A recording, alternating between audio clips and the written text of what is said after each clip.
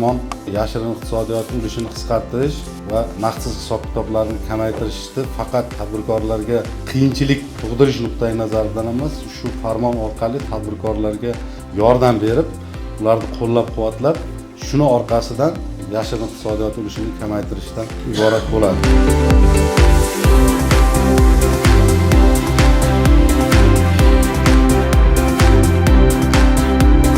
2026 yil 1-iyuldan boshlab body kameradan foydalanish majburiyatini yuklab qo'ydi. Bu degani o'sha tekshiruvchi borib tekshirayotganda boshqa bir ortiqcha muammolar keltirib chiqarishini oldini olishdan iborat bo'ladi.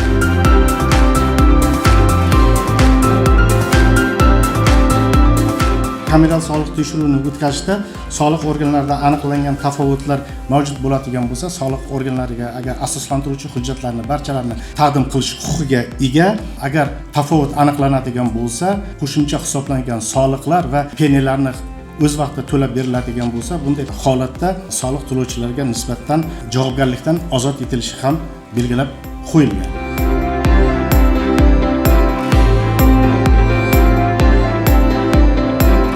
Naqdsiz hisob-kitob biz uchun ma'qulmi? Masalan, kim o'zini fikrini bera oladi? Mana shu siyosatimizga, bugungi hisob-kitoblarimizga, iqtisodiyotimizga qanchalik buni foydasi bor?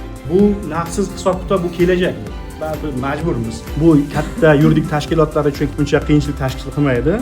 Lekin mana bu kichikroq bo'lgan tadbirkorlarimizga qanaqadir imtiyoz berish kerak. O'shani qo'llab-quvvatlash shunda. Bu birinchidan, ikkinchidan yangilik bo'lganicha albatta yurib ketgungacha call center bo'lish kerak.